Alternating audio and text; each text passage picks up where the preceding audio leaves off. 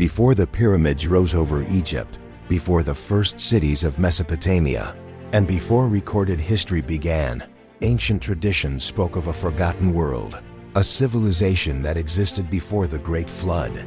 At the center of this mystery stands one of the most enigmatic figures in ancient literature, Enoch, mentioned briefly in the Book of Genesis, yet extensively described in ancient Enochian texts preserved by the Ethiopian Orthodox tradition. Enoch is portrayed not as a conqueror or king, but as a scribe, a witness, and a recorder of knowledge from a world that allegedly existed before a global catastrophe. The Book of Enoch, composed from older oral and written traditions dating back to at least the 3rd century BCE, presents a narrative that is strikingly different from conventional religious texts. It describes celestial cycles, astronomical movements, and the moral decline of humanity during a primordial age. What makes Enoch especially compelling to historians and researchers is not merely its spiritual themes, but its detailed references to knowledge systems, astronomy, timekeeping, metallurgy, and structured observation of the heavens, concepts that align with the rapid emergence of advanced knowledge in early civilizations. One of the most controversial aspects of the Enochian tradition is the account of the Watchers, described as beings who descended from the heavens and shared knowledge with early humanity. According to the text, they taught skills such as metalworking, astronomy, weapon crafting, and advanced forms of calculation. While these descriptions are often interpreted symbolically, historians note a fascinating parallel in the archaeological record: the sudden appearance of sophisticated skills in ancient societies. In Mesopotamia, often referred to as the cradle of civilization, writing, mathematics, and organized city structures appear with remarkable speed around 3500 BCE, yet even older. Archaeological discoveries challenge the traditional timeline of human development. Göbekli Tepe, located in modern-day Turkey and dated to over 11,000 years ago, predates Stonehenge and the Egyptian pyramids by thousands of years.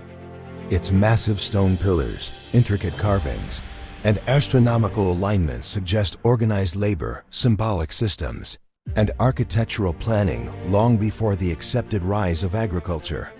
This raises a profound question: were ancient humans truly primitive hunter-gatherers, or were they the inheritors of knowledge from an earlier lost civilization? The concept of a pre-flood world is not unique to the Book of Enoch. It appears across multiple ancient cultures, separated by geography and time. The Sumerian king list describes rulers who lived for extraordinarily long periods before a great flood reset civilization. The Epic of Gilgamesh recounts a catastrophic deluge sent to cleanse the world. Hindu texts reference cyclical destructions of advanced societies, while Greek historians wrote of earlier ages of humanity that were lost to catastrophe. Even indigenous traditions across the Americas preserve stories of a great flood that reshaped the world and erased earlier civilizations. Modern geological research has identified a significant climatic disruption known as the Younger Dryas, occurring approximately 12,800 years ago. This period involved rapid climate shifts, rising sea levels, and widespread environmental upheaval that could have impacted early human settlements on a global scale. Some researchers propose that ancient flood narratives may not be purely mythological, but cultural memories of real catastrophic events experienced by prehistoric societies. In the Enochian narrative, Enoch documents a civilization that becomes increasingly advanced yet morally unstable. Knowledge expands, technology progresses, and societal corruption intensifies. The text ultimately describes a divine judgment in the form of a global flood, not merely as punishment, but as a reset of a corrupted age. From a historical perspective, this pattern echoes a recurring theme in human history. Civilizations rise, flourish, decline, and collapse, often leaving behind fragments of knowledge that later generations reinterpret as myth or legend. Archaeological mysteries continue to challenge established historical timelines. Megalithic structures, precise astronomical alignments, and unexplained engineering feats suggest that ancient knowledge systems were far more advanced than once believed. If early civilizations inherited remnants of lost knowledge, texts like the Book of Enoch may represent more than theological writings. They may preserve symbolic records of a forgotten epoch, a time when humanity possessed knowledge that was later lost through catastrophe and societal collapse.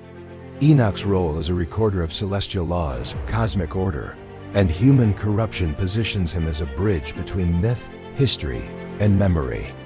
Rather than depicting fantasy alone, the text reflects a worldview deeply concerned with cycles of knowledge, morality, and destruction.